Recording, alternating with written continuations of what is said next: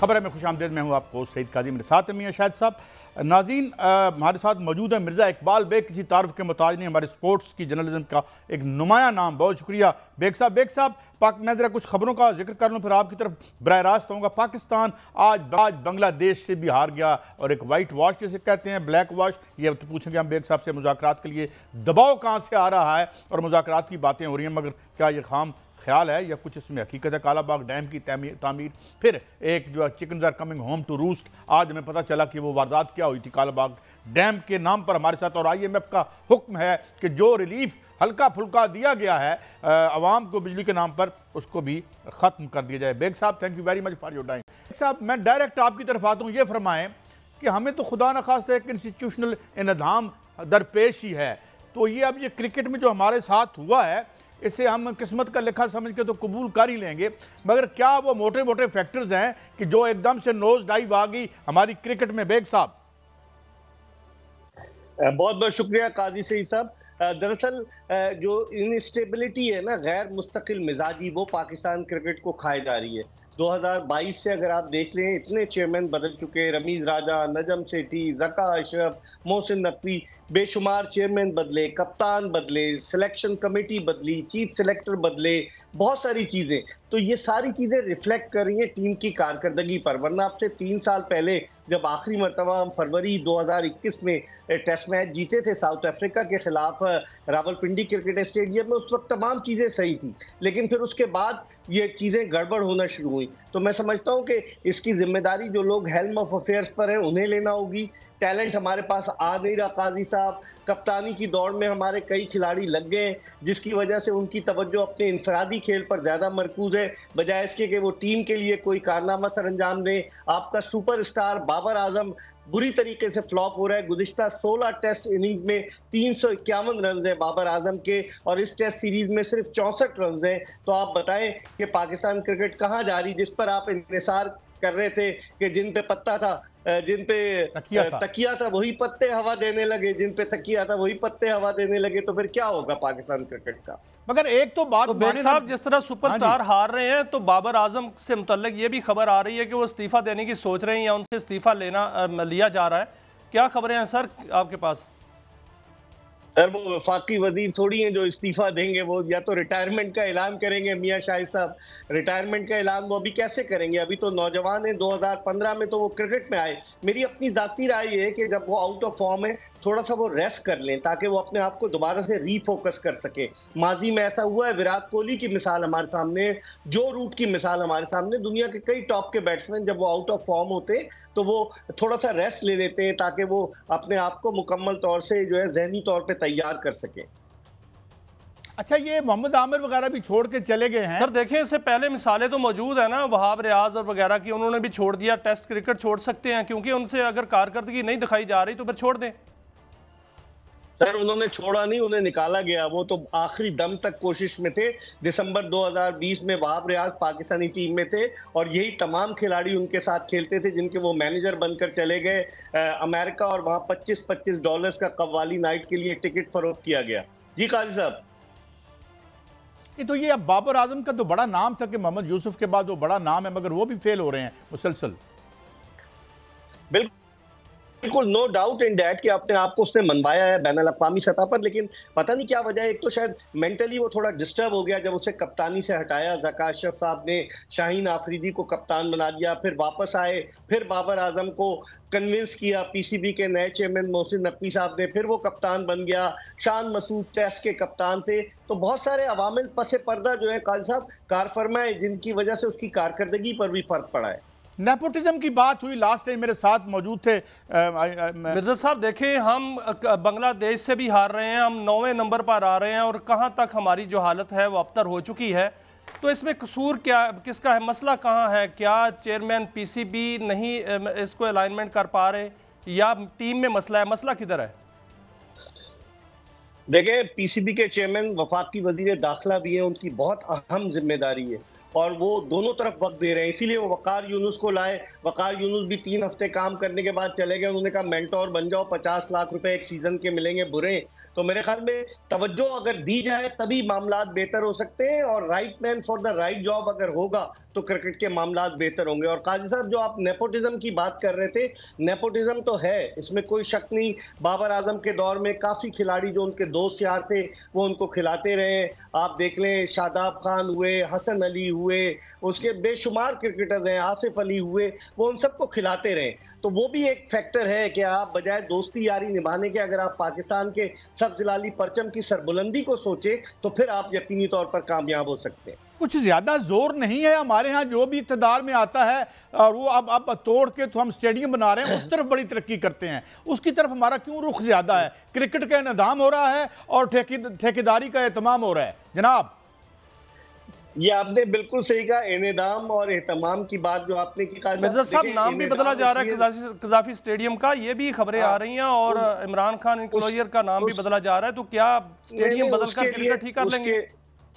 मियां साहब, उसके लिए 1 अरब रुपए पंजाब का एक बैंक दे रहा है। नेशनल स्टेडियम कराची का नाम के साथ भी नेशनल बैंक का नाम लगाया गया। 45 करोड़ रुपए दिए उसने। ये 5 साल के लिए मुआहदा हो रहा है, जो कि हर जगह होता है दुनिया में कि नाम जो है वो किसी भी स्पॉन्सर के साथ अगर अटैच हो जाए तो क्रिकेट बोर्ड को फायदा होता है। और काजी साहब, जो आप मुझसे सवाल कर रहे थे दोबारा से करें प्लीज, मैं भूल गया क्या कह रहे थे आप। अच्छा, ये नाम भी बदला जा रहा है ये, और इमरान खान एनक्लोजर भी खत्म किया जा रहा है, और क्यों ना किसी अजीम उस शान ठेकेदार के नाम पे ही हम कर दें इसको। खैर, ये तो फिक्र मोतरजा था। इस बारे में क्या खबरें हैं आपके पास? देखिए, वो अभी तक तो मुझे कंफर्म नहीं है कि एनक्लोजर तोड़ा जा रहा है, लेकिन मेन बिल्डिंग तो ग्राउंड जीरो हो गई है गद्दाफी स्टेडियम की। और सुना है कि कज़ाफी स्टेडियम, जब भुट्टो साहब ने तकरीर की थी तो कर्नल मोहम्मद कज़ाफी के नाम पर इसका नाम पहले लाहौर स्टेडियम था, फिर कज़ाफी स्टेडियम रखा। तो हो सकता है कज़ाफी स्टेडियम का नाम दोबारा लाहौर स्टेडियम हो जाए और उसके साथ उस बैंक का नाम आ जाए जो इसको 5 साल के लिए स्पॉन्सर कर रहा है। और आपने जहां तक इनेदाम और एहतमाम की बात की काजी सईद साहब, तो उसमें मसला ये है कि चैंपियंस ट्रॉफी है 19 फरवरी से, और चैंपियंस ट्रॉफी के लिए हमारे ग्राउंड जो है वो इंटरनेशनल स्टैंडर्ड के होने चाहिए। वो तो जरूरत थी, लेकिन उसके साथ साथ क्रिकेट के लिए भी एहतमाम होना चाहिए कि टैलेंट हमारे पास नहीं आ रहा, लड़के कहां से निकाल के लाएं। पाकिस्तान सारे लड़के जो है T20 क्रिकेट के लिए ज्यादा दिलचस्पी रखते हैं क्योंकि करोड़ों रुपए कमाते हैं। अब कैरेबियन प्रीमियर लीग में आपने अभी थोड़ी देर पहले एक बात की थी, right man for right job, वो इस तरह ये फरमाइएगा कि वो कहां पे नहीं है। और दूसरा, जो नाम बदले जा रहे हैं स्टेडियम्स के, फिर तो नाम इसी तरह रखे जाएंगे, नवाज शरीफ स्टेडियम, जरदारी स्टेडियम, फिर इसी तरह रख ले नाम। ये तो सर आप सियासी सवाल कर रहे हैं ना मियां शाहिद साहब, ऐसा होगा नहीं। ये तो क्रिकेट है और स्पोर्ट्स जो है वो बिल्कुल सियासत से अलग थलग होती है। लेकिन जहां तक ताल्लुक है कि पाकिस्तान क्रिकेट को बेहतरी की तरफ लाने के लिए बुनियादी वजह यह है कि हमारे यहाँ पीसीबी के चेयरमैन की जो तकर्रुरी है वो सियासी बुनियादों पर होने लग गई है। ज़का अशरफ साहब पीपल्स पार्टी के। अच्छा भाई, लास्ट क्वेश्चन, आपने 9-15 पे जाना है, मुझे एहसास है कि आज you are the most wanted person today. तो क्या इंडिया आ रहा है? बेग साहब, इंडिया आ रहा है नहीं आ रहा? बहुत मुश्किल लग रहा है काजी साहब। उसकी वजह यह कि जय शाह जो है नवंबर में आईसीसी के चेयरमैन का ओहदा संभाल लें, और जय शाह अमित शाह के बेटे हैं जो वजीर दाखिला है भारत के, और अमित शाह नरेंद्र मोदी का दायां बाजू है। तो बहुत मुश्किल लग रहा है क्योंकि वो जब तक उनकी गवर्नमेंट उनको इजाजत नहीं देगी वो नहीं होगा। और जय शाह आप सारे शॉट खेलेंगे, भारत को बड़ा घुमंड है कि सारे स्पॉन्सर्स उनके, पैसा वो देता है आईसीसी को, तो बताएं तो मुश्किल लग रहा है। देखें कोई ना कोई बेहतरी आए। पाकिस्तान में भारत को आना चाहिए, 2004 के बाद से भारतीय टीम नहीं आई है, और 2008 में आखिरी मरतबा एशिया कप खेली थी, उसके बाद से नहीं आई है। तो अब देखें क्या होता है। हमारी दुआ है कि वो आए। और बेग साहब, दिल तो नहीं करता मगर ज़ाहिर आज आपकी बहुत सारी हैं, बहुत शुक्रिया आपने हमें वक्त दिया। जनाब मियां शाहिद साहब, तो मैं तो आपसे यही अर्ज़ करूँगा कि जो और देखें, अल्लाह ताला हमें बचाएगा। कल हमने कैसर बंगाली साहब की एक प्रेस कॉन्फ्रेंस भी देखी है, तो ये जब इस तरह के हालात हों तो बीच में कोई अच्छे अच्छे जजीरे नहीं बन सकते। अगर ओवरऑल सिचुएशन ही ऐसी हो मियां साहब कि हम right person for the right job ना हो और उन लोगों से वो काम करवाएं, ये बिल्कुल ऐसी ही है ना जैसे हमारा एक मेहनतकश दोस्त यहाँ पे अगर हमारा वो बनाता है, सेट बनाता है, तो हम उसे बाईपास कराना शुरू कर दें। मेरा मतलब वो भी बड़ा अहम काम कर रहा है, वो उस मेहनतकश की भी हम इज्जत करते हैं। मगर ये आपको लगता है मियां साहब ये क्या कहानी है? देखें गाय साहब, अभी मिर्ज़ा साहब जो हैं बड़ी बड़ी खबरें देख गए हैं। उन्होंने कहा है कि नाम भी बदले जा रहे हैं। उन्होंने राइट मैन राइट जॉब का बाकायदा जिक्र किया है। और फिर उन्होंने ये बताया है कि जो पीसीबी के चेयरमैन आए वो सियासी बुनियादों पर आए। आप देख रहे हैं काजी साहब के जितने भी ये मामला चल रहे हैं, जितने भी चेयरमैन तब्दील हुए हैं या अभी जो मामला चल रहे हैं, इसमें हमारी क्रिकेट का ग्राफ कितना गिरा है और हमारा जोर क्या है। हमारा जोर सिर्फ यह है कि स्टेडियम बनाओ, स्टेडियम की रेनोवेशन करो, बड़े बड़े पैसे लगाओ और उसका नाम जो है तब्दील कर दो पसंद नापसंद पे। और नाम तब्दील करने से वाकईतन ये मैंने सुना है कि रावलपिंडी के स्टेडियम का नाम जो है नवाज शरीफ स्टेडियम रख दिया जाए।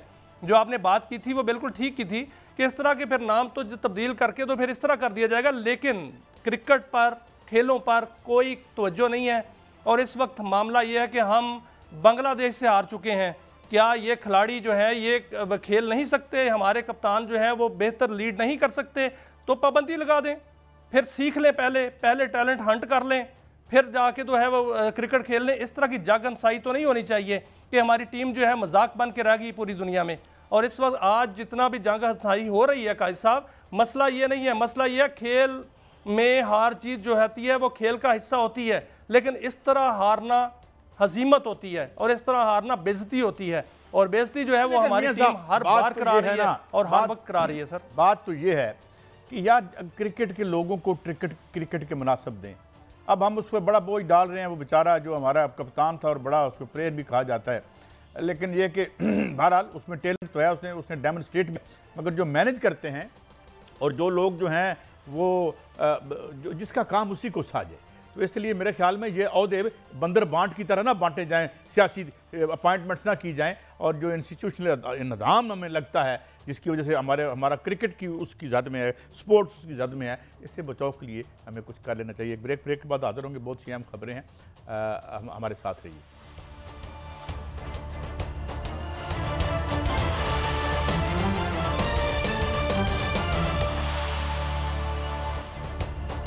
Welcome back. नाज़रीन, हमें स्टूडियो में ज्वाइन किया है शौकत बसरा साहब, रहनुमा तहरीक इंसाफ। बहुत शुक्रिया बसरा साहब, आपने हमें वक्त दिया। बसरा साहब, अभी एक स्टेटमेंट आई है, कुछ थोड़ा सा कन्फ्यूजन नज़र आता है। एक दफ़ा खान साहब ने कहा कि जी हमें साबित करें, ये आपके सामने लिखा हुआ है कि सिर्फ अपने रब से माफ़ी मांगते हैं और किसी से नहीं।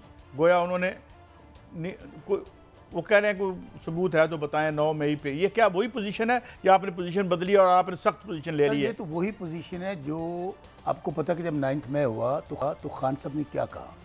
उन्होंने कहा जिन्होंने सीसीटीवी फुटेज चुराई है, जिन्होंने मेरी गैर कानूनी गिरफ्तारी की थी हाई कोर्ट से, आपको पता किस तरह गिरफ्तार किया गया। नंबर 3 पे जो जुडिशल कमीशन नहीं बना रहे वो 9 मई के जिम्मेदार हैं। काजी साहब, हमने तो बड़ा क्लैरिटी के साथ कह दिया कि 9 मई पे आप सबूत, इससे बड़ी और बात क्या हो सकती है कि मैं लाइव बैठा हूँ काजी साहब के साथ अभी JNN पे। हम क्या कह रहे हैं कि जुडिशल कमीशन बना दें और उसको एक चैनल पे नहीं, जितने 50 चैनल्स हैं उन पे लाइव दिखाएं और उसमें बताएं कि इमरान खान साहब का क्या कसूर है, शौकत बसरा का क्या कसूर है, और जो लोग पकड़े हुए हैं यहाँ पर 10,000 लोगों पे FIR दर्ज हुई हुई हैं, कुछ 100 के करीब लोग मिलिट्री कस्टडी में हैं। और सबसे बढ़कर अगर शौकत बसरा अगर लाहौर में मौजूद है एक टाइम पे, काजी साहब मेरा आपसे सवाल है कि अगर आप शाम को 4 बजे लाहौर में मौजूद हैं तो आप किस तरह 15 शहरों में 4 बजे मौजूद हो सकते हैं? तो हमारा तो सवाल ही बड़ा मासूमाना सा और बड़ा क्लैरिटी के साथ है। फ़ौज हमारी फ़ौज है और हमें फ़ख्र है कि दुनिया की बेहतरीन फ़ौज है। और ये जो लोग इस वक्त कौम पे मुसल्लत हुए हैं, ज़ाहिर है अब उनका तो कोई पोलिटिकल स्टेक रह नहीं गया।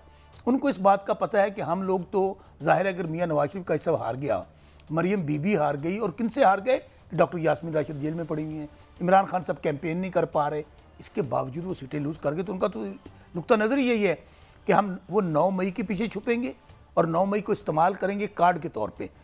आज इनकी हुकूमत है। और बसरा साहब देखें, अस्करी क़यादत कहती है कि बानी PTI सिद्ध के दिल से माफ़ी मांगे 9 मई के वाक़यात पे, और दूसरी जानब खबर आ रही है कि हम माफ़ी नहीं मांगेंगे। एक जानब खबर ये आ रही है कि मुज़ाकरात शुरू हो चुके हैं। क्या सूरत हाल है सर? मियाँ साहब, पहली बात तो ये है कि माफ़ी वो मांगता है जिसने कोई कसूर किया हो या गलत किया हो। इतनी ओपन स्टेटमेंट मैं खान साहब की आपको रिपीट कर देता हूँ। उन्होंने कहा हम ओपनली माफ़ी मांग लेंगे, हमें सबूत दिखा दें कि 9 मई में इमरान खान या तहरीक इंसाफ मुलव्वस थी, और जो मुलव्वस हुए वो माफ़ी भी मांगेंगे और हम ये भी मुतालबा करेंगे उनके खिलाफ आप कार्रवाई करें। इससे बड़ी और क्या स्टेटमेंट हो सकती है? अगर हम बार बार यही कह रहे हैं कि CCTV फुटेज हमें जो गैर कानूनी उनके साथ मुज़ाकरात हो रहे हैं बसरा साहब?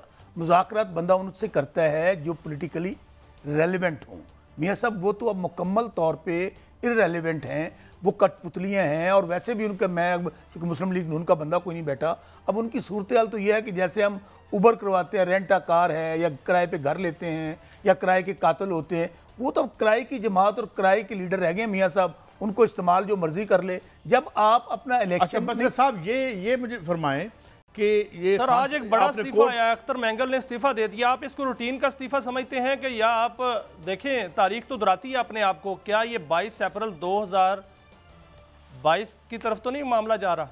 देखें, ये जो निज़ाम है फ्रॉड का, जाली निज़ाम बनाया गया है, हारे हुए लोगों का निज़ाम बनाया गया है, जो अवाम के नुमाइंदे नहीं। आप अवाम के बगैर मुल्क को नहीं चला सकते, कोई इदारा भी नहीं चल सकता। आज अवाम और इमरान खान एक जानब खड़े हैं, बाकी ये आपका 5% अलीट है जो आज जालसाजी के साथ जिन लोगों के ऊपर मुकदमात दर्ज हैं, जिनको जेलों में होना था, वो मुल्क पे कब्जा कर लिया। इसलिए मैं ये समझ रहा हूँ कि हमें भी अल्टीमेटली, मैं अब आपको बड़ी एक अहम बात कहने लगा हूँ, अगर हम भी इस जाली निज़ाम के साथ जुड़े रहे तो तब्दीली नहीं आएगी। पाकिस्तान फाइनेंशियली डूबला है। कैसर बंगाली ने क्या कहा है कि हम अमली तौर पर बैंक दिवालिया हो चुके हैं। इसलिए हम भी ये समझते हैं कि अगर इमरान खान को जेल से निकालना है, पाकिस्तान को बचाना है, हमें ना सिर्फ जाली निज़ाम से अलग होना पड़ेगा, हमें अडयाला जेल के सामने धरना देना पड़ेगा। अदरवाइज तो आप देखें। अच्छा मियाँ साहब, ये बसरा साहब, ये ज़रा एक स्टेटमेंट है, देखें, और आपने कोर्ट को भी मूव किया है। ये है फौजी तहवील मज़ीद जाने का खदशा, इमरान खान ने अदालत से रुजू कर लिया। ये आपको खदशा मौजूद है कि मौजूदा, हालांकि वो जो हमारे वजीर कानून है उन्होंने तो कहा था इसका फैसला शायद फौज करेगी। और उस पर भी बड़ा खान साहब का ज़बरदस्त, जिस दिन पकड़ा गया ना जनरल फैज़ को, तो किसी सहाफ़ी ने सवाल किया, जी जनरल फैज़ को पकड़ा गया और उनको लिंक किया जा रहा है आपके साथ और 9 मई के साथ। खान साहब ने कहा अब तो जो हम मुतालबा कर रहे थे, अब तो और बड़ा इंपॉर्टेंट हो गया है कि फौरी तौर पर जुडिशल कमीशन बना दें और जनरल फैज़ का ट्रायल करें और सबूत दिखाएं कि इमरान खान तहरीक इंसाफ का क्या कनेक्शन था जनरल फैज़ के साथ। और दूसरी बात, जनरल फैज़ को आज याद आया है जब हुकूमत चली गई। आपको याद है राना सनाउल्लाह का बयान और एहसन इकबाल का, जैसे ही इमरान खान बाहर आने लगेंगे, हमें कोई भी मुकदमा डालना पड़ा हम उन पर डाल देंगे, हम उनको अंदर रखेंगे। भाईजान, अगर आपने 9 मई में फिर कहता हूँ नहीं होना चाहिए।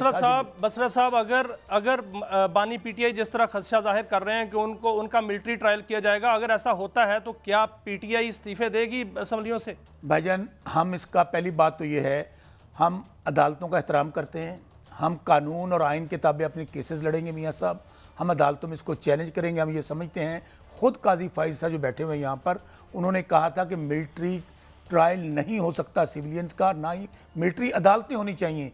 इवन उनका वर्जन उस वक्त ये था कि आप आईनी तरमीम करके भी फौजी अदालतें नहीं बना सकते। डेफिनेटली हम इसको चैलेंज करेंगे। और दूसरी बात भाई, हम तो क्लैरिटी के साथ कहते हैं अल्लाह ताला बड़ा मुसब्बल इसबाब है।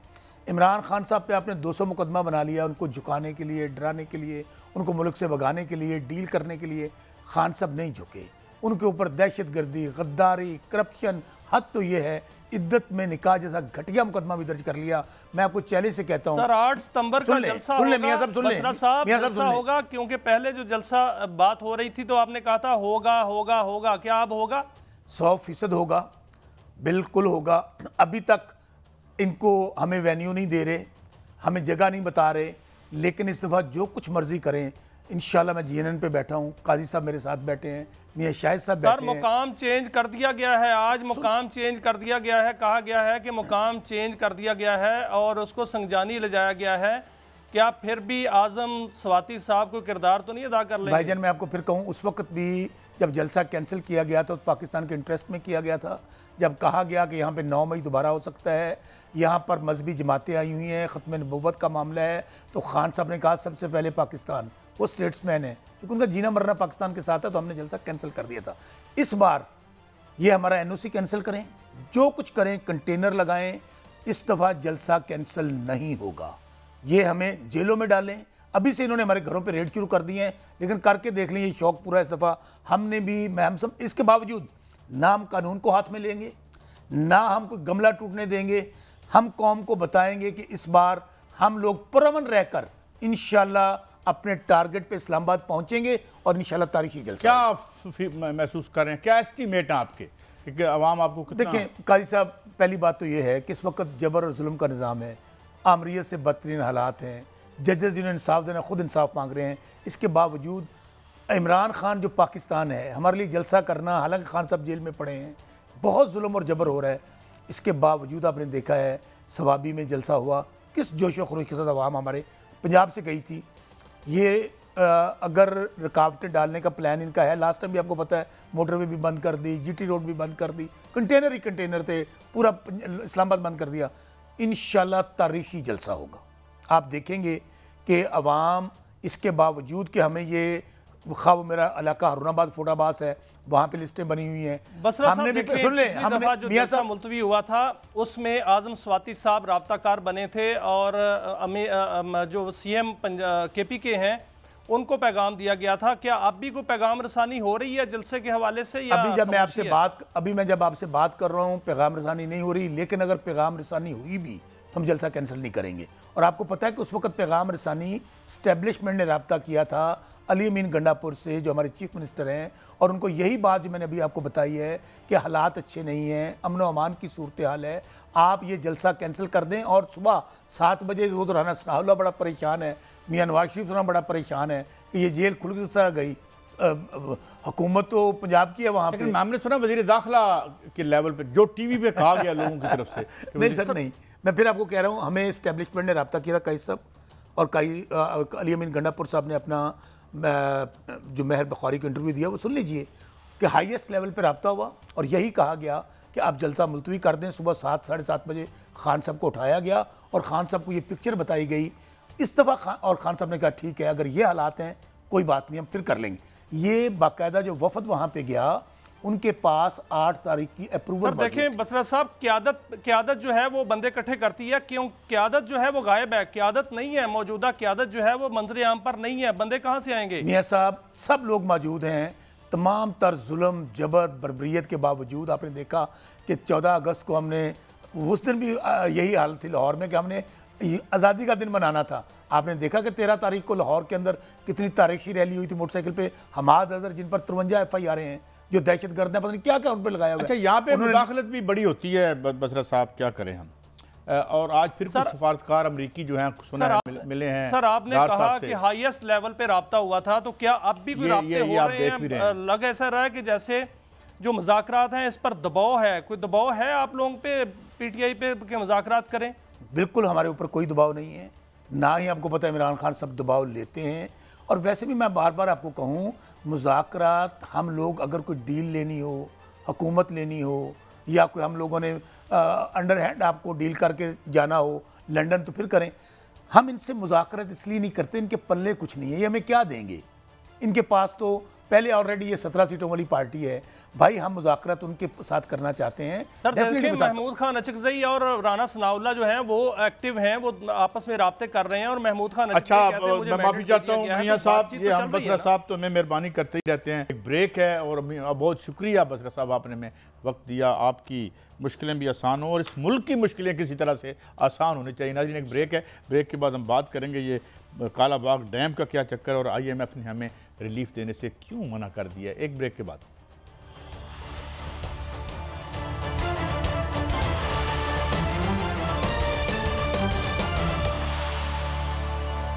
Welcome back. मियाँ साहब आज 2 खबरें हैं, हम आएंगे उस पर भी। जो काला बाग डैम के हवाले से आज असम्बली में बात हुई, तेरी याद आई तेरे जाने के बाद। दूसरा ये कि IPP के कुछ लोग हैं, 5-6 लोग हैं, जितने भी लोग थे, उन्होंने जो टॉप मिलिट्री लीडरशिप है उनको भी ब्रीफ किया और साथ ही एक इल्तमास की कि देखें हाथ हौला रखें वरना इन्वेस्टर भाग जाएंगे। हमारी दुआ है इस तरह के तो सारे ही भाग जाएं। बहरहाल मियाँ साहब आपके पास क्या है? नंबर 1 जो मिले वो जो लोग हैं उन्होंने क्या बात की कि उन्होंने कहा कि ये जो in this regard, owners of some independent power producers met the top military leadership here on Monday and shared their proposals on how to scale down the power tariff to provide relief. तो भाई scale down को तो छोड़े हैं और पहले खोले तो सही, हमें पता तो चले, जख्म तो दिखाएं ना, जरा जख्म को ओपन करें, बीच में से वो जरा निकलने दें जो मादा है, तो फिर होगी बात। बहरहाल मियाँ साहब आपके पास क्या खबर है और अब डैम की याद क्यों सता रही है हमें, और वो कौन लोग थे जिन्होंने तब नहीं बनने दिया था? आज हमें पता चलता है कि शायद वो भी IPPs के लिए लॉबिंग ही थी। मियाँ साहब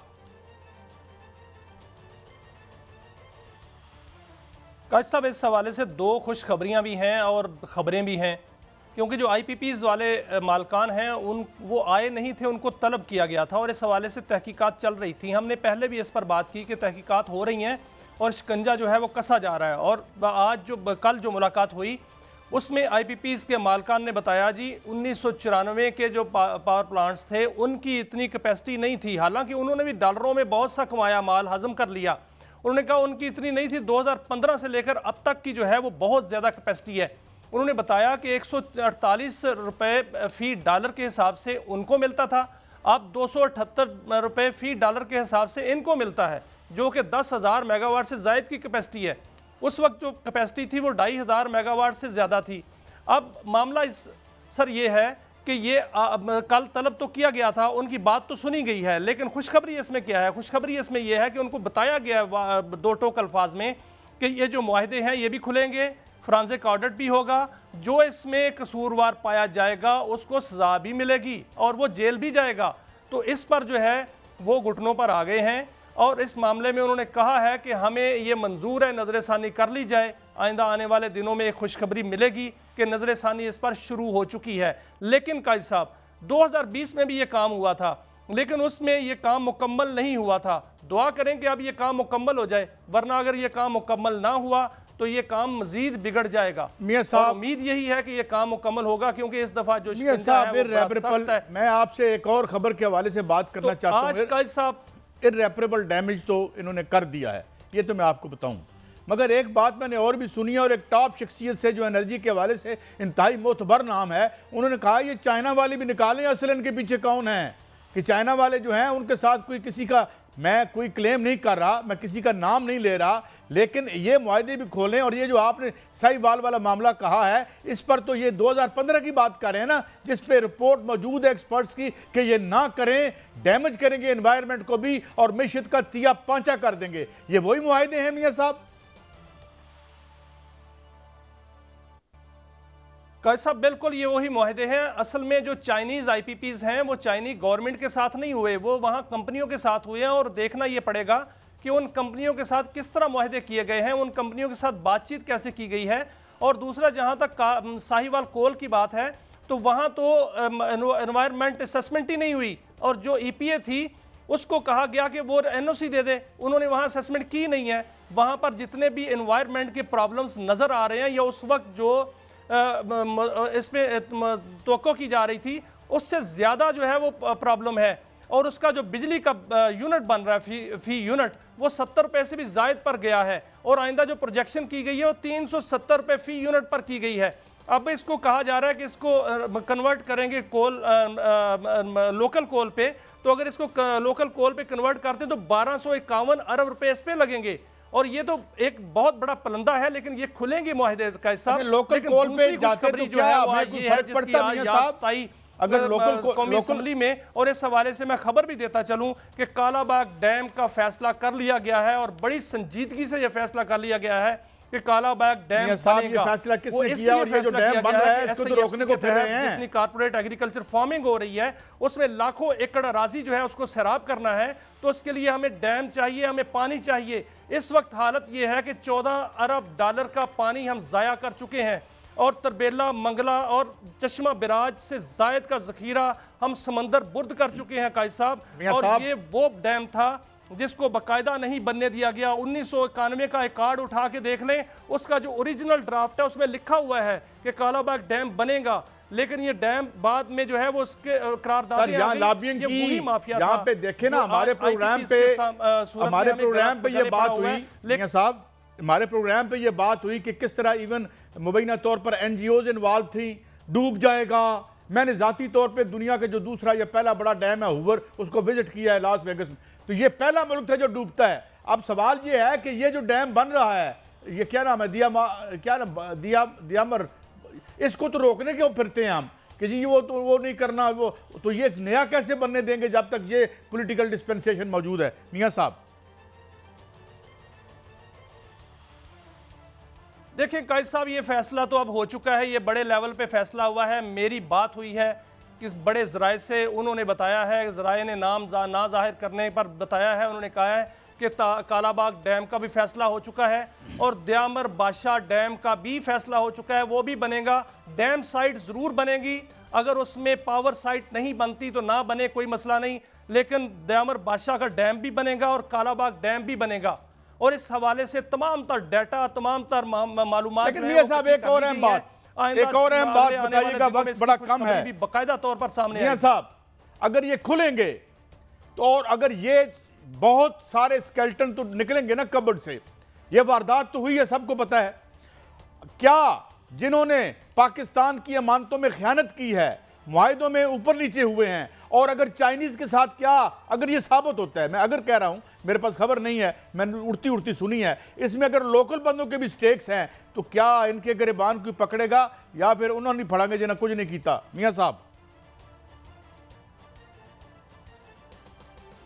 साहब, एक तो मैं बताता चलूं कि कालाबाग डैम पर तमाम इत्तेफाक तकरीबन हो चुका है आज, इसीलिए कौमी असम्बली के अंदर जो है याद सता रही थी और नवीद कमर साहब फरमा रहे थे कि हम कालाबाग डैम ना बना सके, और ये तमाम जो सियासी इत्तेफाक है वो हो चुका है तकरीबन, और इसका ऐलान होना बाकी है। दूसरा, जब आपने IPPs की बात की है, इसमें जितने भी लोकल फैक्टर्स हैं वो सारे पकड़े जाएंगे सर, जिन्होंने वो मुआहदे करने में सहूलत कारी की वो पकड़े जाएंगे, क्योंकि वो तमाम फैक्टर्स जो हैं वो मियां साहब ये हम आपकी स्टोरी कल फिर कंटिन्यू करेंगे, ये बहुत अहम मसला है ये पाकिस्तान का, और हम अप्रिशिएट करते हैं तमाम उन ताकतों को जिन्होंने ये रियलाइज़ करके इसको दुरुस्त करने की कोशिश की। यही हमारा पासपोर्ट टू सेफ्टी है और सिक्योरिटी है। बहरहाल ये था हमारा आज का शो, कल फिर मिलेंगे, अल्लाह हाफिज़।